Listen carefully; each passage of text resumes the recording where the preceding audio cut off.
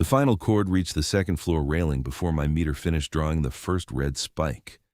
I stopped beside a glass balustrade in the Grand Meridian Mall and watched the number climb from 71 to 83 decibels.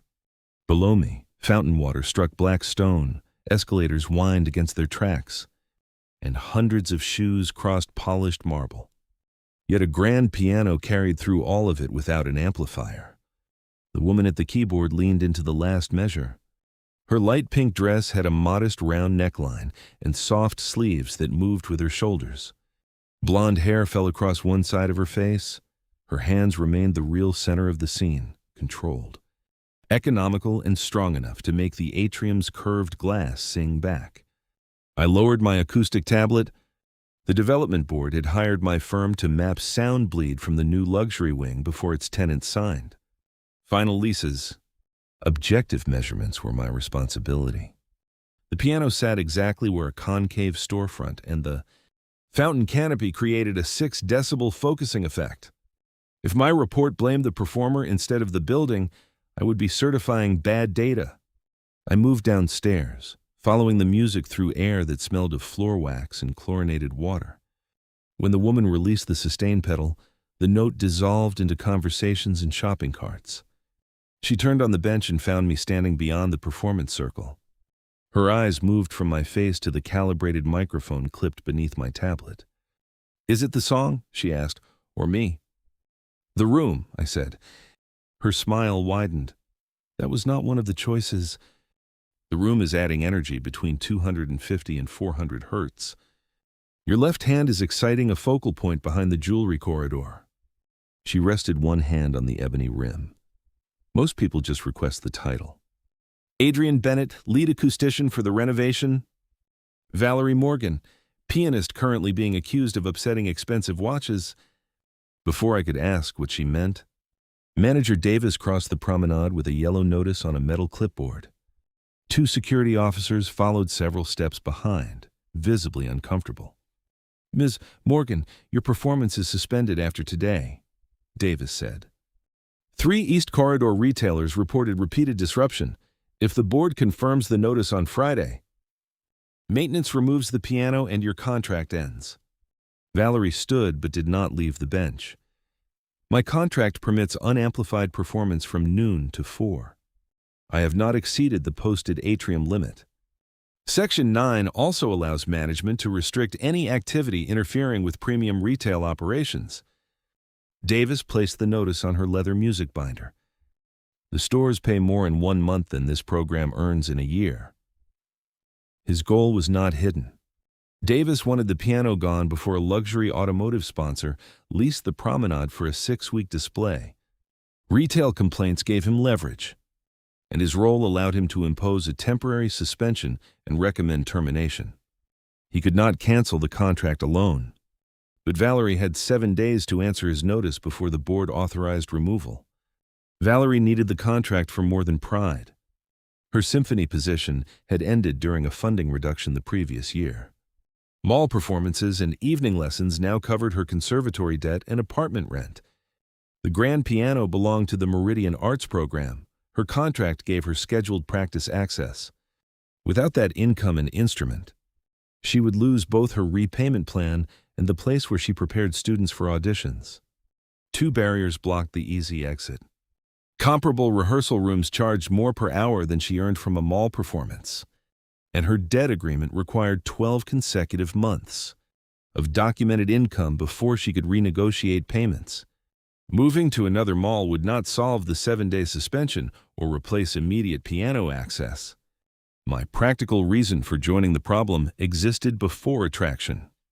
My contract required me to identify acoustic defects, propose compliant mitigation, and certify that the new wing met tenant noise criteria. The same geometry amplifying Valerie's piano would also reflect announcements, events, and mechanical noise into the stores. Ignoring it would damage my report and my professional reputation. "Mr. Davis," I said, "my preliminary measurements indicate architectural focusing, not an excessive source. May I attach a diagnostic note to the suspension record?" He looked at my board credential. "You may submit whatever you want.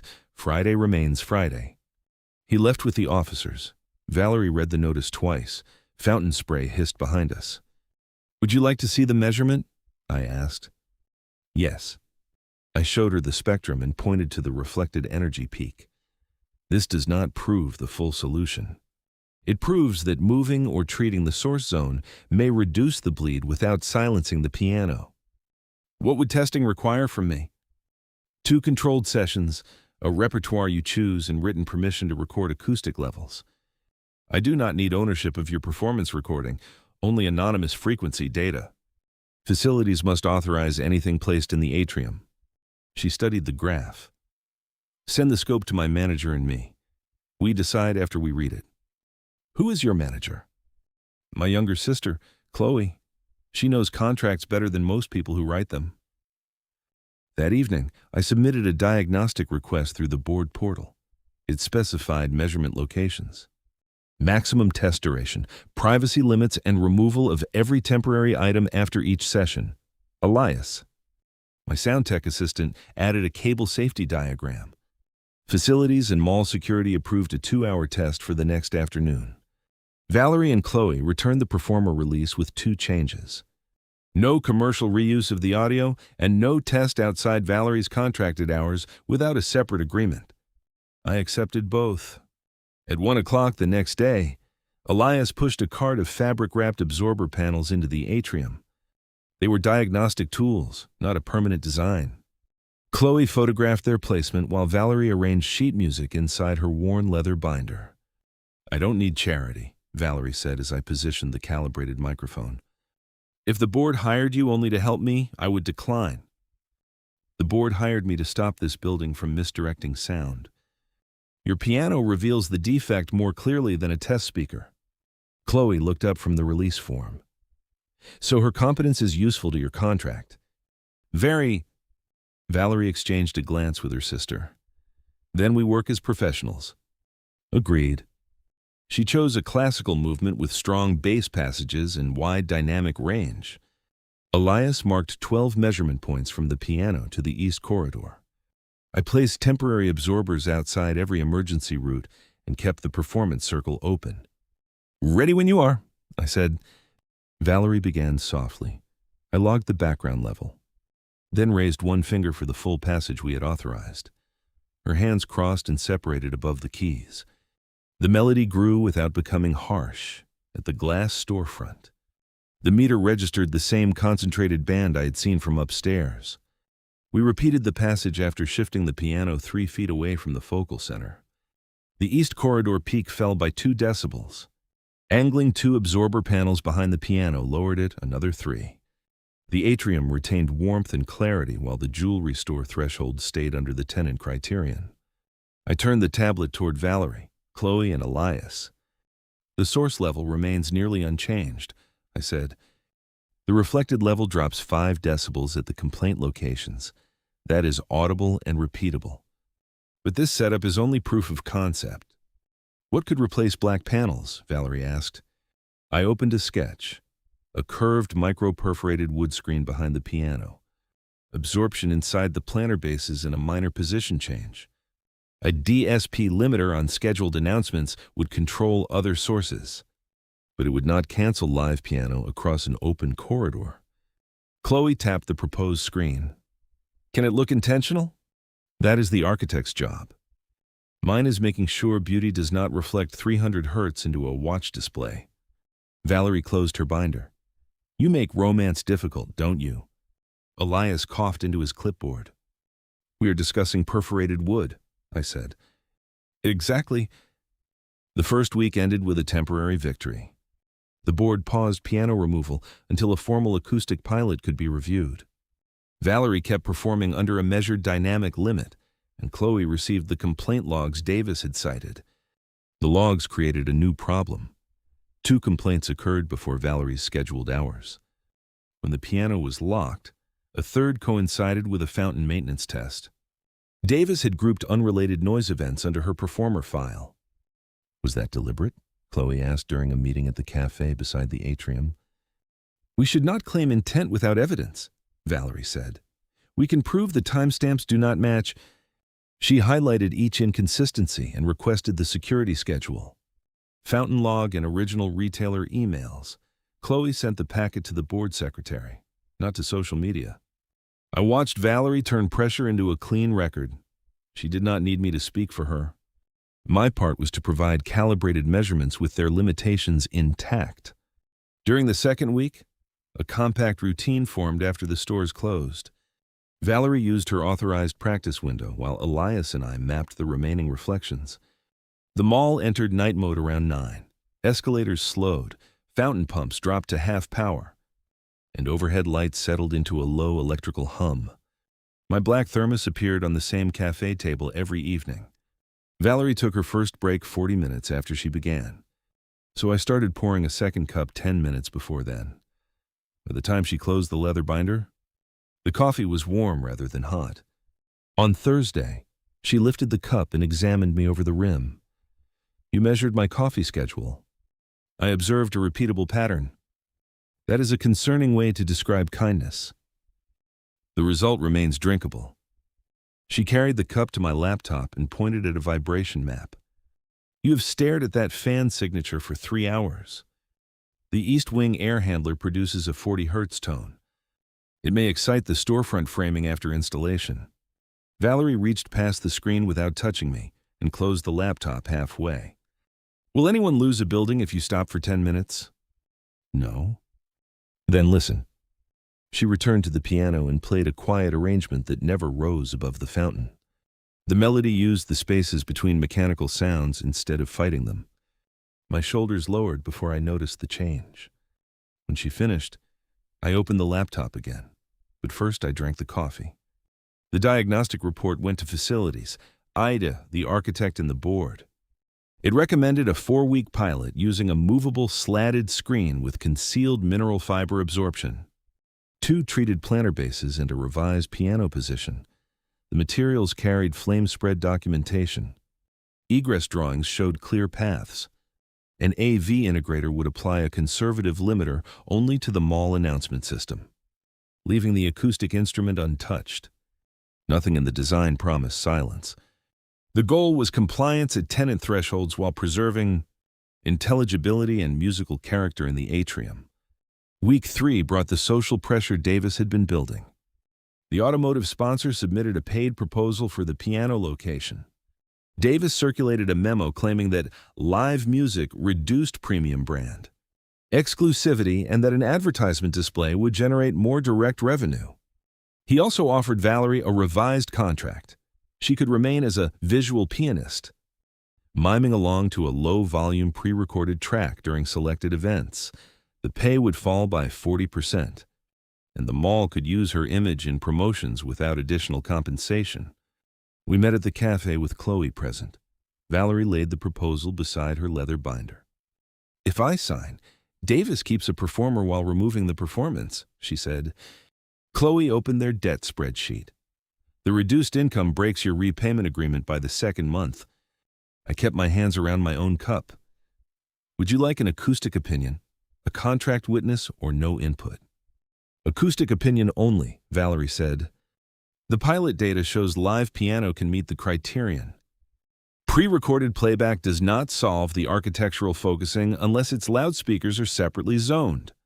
She nodded and wrote the point in the margin. "Then I reject the amendment and request the formal hearing." She signed the rejection herself. That afternoon, Davis suspended her remaining performances pending the board review.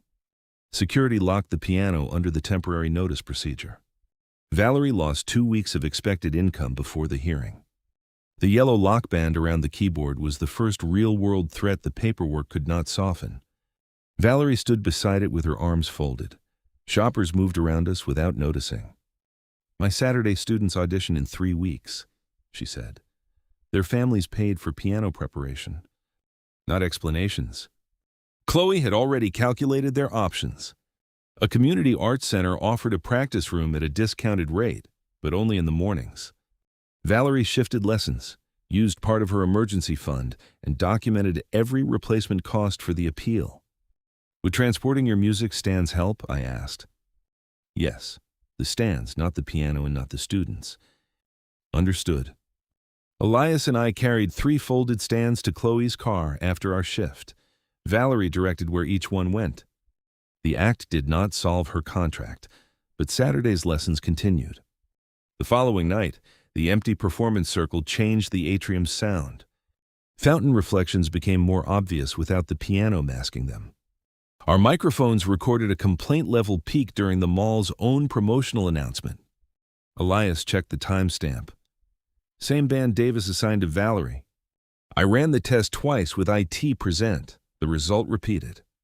With written approval, we added the finding to the pilot report. It proved the building, not the performer, required treatment. Relief arrived the next morning when all 3 of Valerie's students completed their rehearsals at the Art Center. One sent Chloe a recording of a clean opening passage. Valerie played it from her phone beside the locked mall piano. She stopped rushing the left hand, Valerie said. Your instruction worked without this room. For 1 week, I still want the room back? Then we keep building the record. During week 4, the board authorized the permanent-looking pilot. The architect replaced our black diagnostic panels with a curved oak screen whose narrow slots concealed certified acoustic material. Treated planter bases absorbed low-mid reflections. The piano moved 40 inches away from the focal center. Facilities signed the egress layout. Fire safety approved the materials. IT and the AV integrator tested the announcement limiter. Valerie chose the pilot repertoire and approved the measurement recording. Retailers received notice of 3 scheduled tests and a response form. Davis could observe, but he could not change equipment or reposition the piano. At the first test, Chloe sat near the jewelry corridor with a copy of the protocol. Elias monitored source level in the atrium. I logged the tenant threshold at 4 locations. Valerie played the same movement from week 1. The opening passage behaved exactly as the model predicted. Then a narrow peak appeared at 315 Hz near the jewelry entrance. It rose above the pilot margin for 11 seconds before dropping again. Davis pointed at the display. There. The system fails as soon as she plays at full strength. I stopped the test without changing any settings. The protocol requires us to identify the source before drawing that conclusion. Valerie kept her hands above the keys. That spike began during the quiet transition. My lowest note in that measure was above the band you flagged. She replayed the same 4 measures. No spike appeared. Again, she said. The second repetition remained below the limit. On the third, the narrow peak returned, precisely when the fountain pump shifted into its programmed high cycle. Chloe checked the fountain log she had requested during week 1. The cycle changes at 14 minutes past the hour. Elias compared the microphone channels. The sensor beside the piano showed no matching increase, while both corridor sensors recorded the same peak. The source is outside the performance circle, he said. Facilities paused the test and contacted the water feature contractor. The pilot authorization permitted a 5-minute pump isolation. After the contractor confirmed it would not damage the system, we recorded background levels with the piano silent, the fountain on high, and the announcement system off. The same narrow peak returned. Valerie looked toward the curved metal canopy above the water. It arrives after the pump changes. But the motor room is under us. Why is the loudest reading across the atrium? I measured the delay between the fountain sensor and the jewelry corridor. The canopy is reflecting the pump harmonic toward the same concave glass that focused the piano. The sources overlap in one band, but their time signatures are different. Then Davis's complaint file combined them because no one separated the signatures, she said. Correct. The distinction mattered beyond her contract. A piano treatment could not solve vibration created by a water pump. Facilities logged the finding as a separate maintenance defect, and the contractor agreed to inspect the isolation mounts the following morning. The board secretary extended the pilot by 2 days. Valerie approved the new performance windows rather than being told when to appear. Retailers received an updated notice explaining that the additional tests concerned a building system source. The next day, the contractor found a worn rubber mount beneath the high stage pump.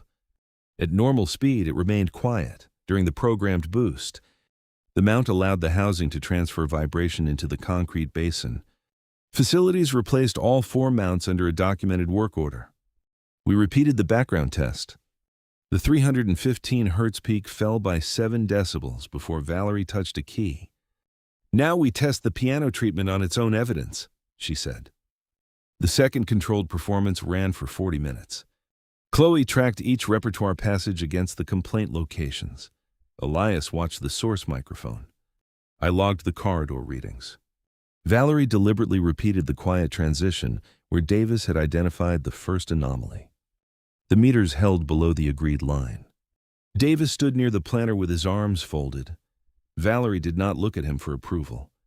She signed the test log, added the fountain repair number, and asked the board secretary to preserve both datasets. "One record proves the performance is compliant," she said. "The other proves the mall had a maintenance problem. Neither should be rewritten to serve the automotive proposal." The secretary countersigned the entry. The piano remained full and warm near the performance circle, at the east storefronts. Reflected levels stayed 4 to 6 decibels below the original measurements. The result did not vanish to 0. It fell below the agreed limit with margin for normal variation. 2 retailers marked the pilot acceptable. The jewelry manager requested 1 additional test during peak foot traffic. Valerie agreed, provided the result entered the same official record. The peak hour test passed. Davis then questioned the visual impact. "The screen blocks the automotive sponsor's sightline from the north entrance." Valerie opened the pilot approval. "The board authorized evaluation of acoustic compliance and existing arts program use.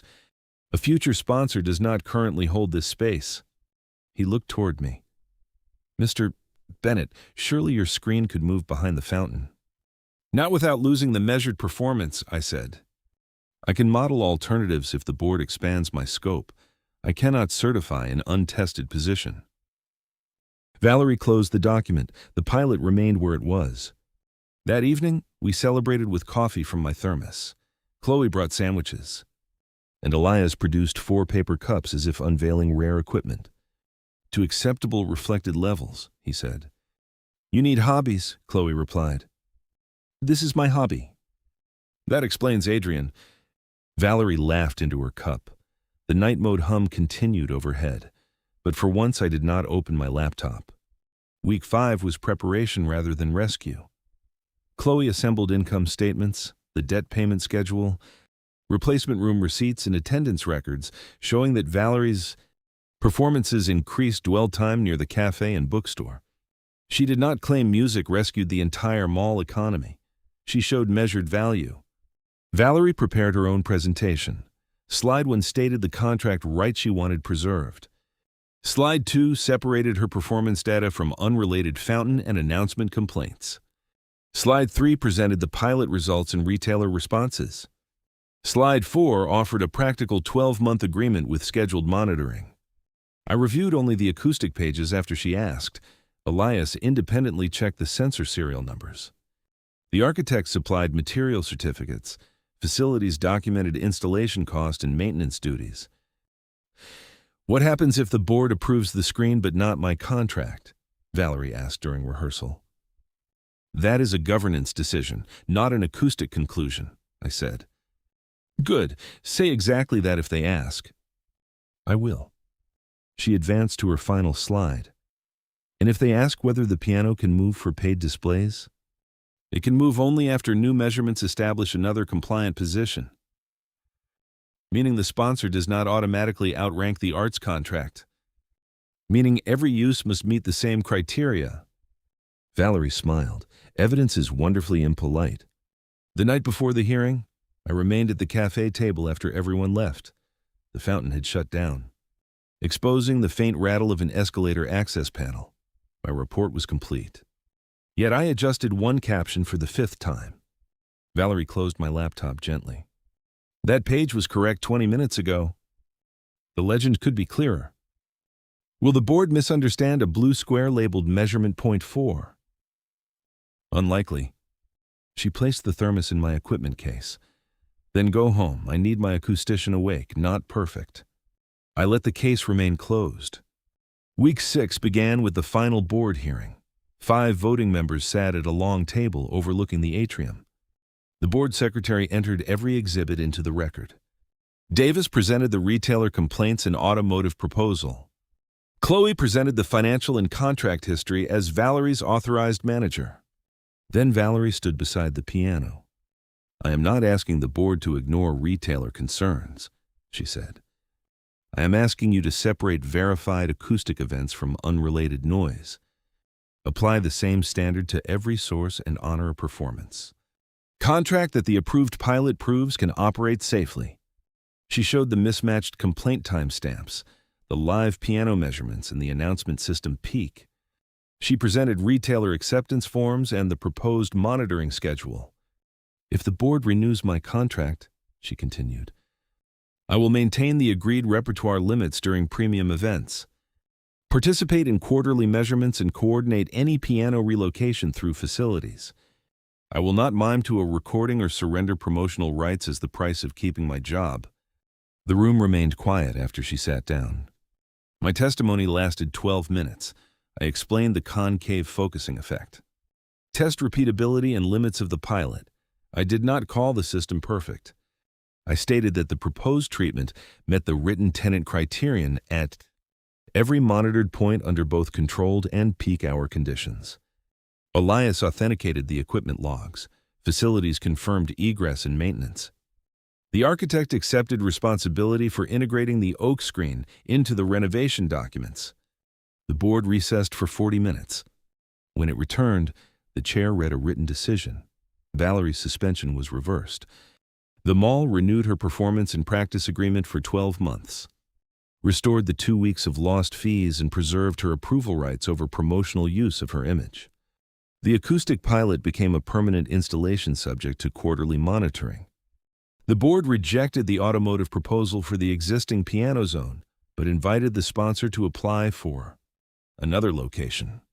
Davis retained his job. Yet future arts program suspensions required review by both facilities and the board secretary. He received a formal correction for combining unrelated complaints and exceeding his authority over piano removal. My firm received acceptance of the acoustic report and authorization to complete the remaining renovation work. The outcome protected Valerie's income without making her dependent on my goodwill. Outside the hearing room, Chloe handed Valerie the restored fee notice. "This covers the Arts Center rental and keeps your debt plan current," she said. Valerie checked the amount, then forwarded the notice to her lender. Practical relief arrived as a confirmation email on her own phone. Elias lifted the black thermos from my case. "Does this hearing qualify for coffee?" "Only if Adrian pours it before it becomes a controlled substance," Valerie said. We drank beside the piano while maintenance removed the yellow lock band. Valerie opened her leather binder and pressed one key. The note reached the oak screen, softened, and returned without jumping toward the jewelry corridor. The professional engagement closed 3 days later. Facilities signed the installation certificate. IT accepted the limiter settings. The board released my final report. And Valerie signed the performer acknowledgement. I no longer controlled any measurement affecting her contract. That evening, she found me at the second floor railing where I had first watched her play. "The project is closed?" she asked. "The piano zone is accepted. Quarterly monitoring belongs to facilities." "Good." She rested both hands on the railing, leaving a comfortable space between us. "Now I can ask a question without wondering whether the answer changes my contract." "Ask." "Was it the song or me?" The fountain rushed below us. Warm light moved across the glass where my first red spike had appeared. "The song made me stop," I said. "You made me stay." Her smile arrived slowly. "Dinner tomorrow?" "Yes." Our first date had no meter, contract clause, or board exhibit. Valerie chose a small restaurant where the background music was quiet enough for conversation. I noticed the speaker placement once and kept the observation to myself. Over the next month, we built something outside the mall, coffee before her Saturday lessons, walks after my site inspections. One Sunday when Chloe invited me to a student recital and Elias arrived. With a sound meter, he had been specifically told to leave at work. Valerie's contract income kept her repayment plan current. 2 new private students joined after the recital. She did not need me to save her finances. She had defended the work that made them sustainable. The renovation gala took place 6 weeks after the hearing. Investors, shop owners, and city arts representatives filled the atrium. The oak screen curved behind the piano like part of the original architecture. Fountain noise stayed beneath the board chairman's welcome because the announcement system had been properly zoned and limited. The chairman credited the full team, Valerie for leading the contract appeal, Chloe for financial documentation, Elias for measurement integrity, facilities and the architect for implementation, and my firm for the acoustic design. Valerie played the movement we had used in every test from the soundboard. I watched the meters remain inside their expected range. No magic wall erased her music. Good design allowed it to belong where it was. After the applause, Valerie closed the leather binder and crossed the marble floor. She stopped beside me, then turned toward Chloe. Elias in the board chair. Adrian is also the man I'm seeing, she said. That relationship began after his project closed. In case anyone here enjoys documentation. Chloe raised her coffee cup. I have the date. Valerie offered me her hand. I took it because the choice was clear and entirely hers. The night mode electrical hum settled above us as the last stores dimmed their lights. My black thermos stood beside the sound console. Her old leather binder rested on the piano. The fountain sent a fine mist into the warm atrium air, carrying the familiar scent of stone and chlorine. Valerie looked toward the keyboard, then back at me. "One more song?" she asked. "For me?" "For the room." She squeezed my hand once. "You can stay anyway." We walked back to the piano together. She sat at the bench, opened the binder, and began to play. I left the tablet dark. The end. Closing thoughts. Core lesson competence matters most when it protects fairness instead of replacing another person's voice. Accurate evidence gave music and livelihood room to coexist. Green flag, Adrian asks before testing or acting. Stays within his professional scope and waits until the contract closes. Valerie directs her appeal, protects her rights, and chooses the relationship independently. Like and subscribe. If you enjoyed this wholesome romance, please like the video and subscribe for more stories. Would you have chosen the live piano or the higher-paying promotional display?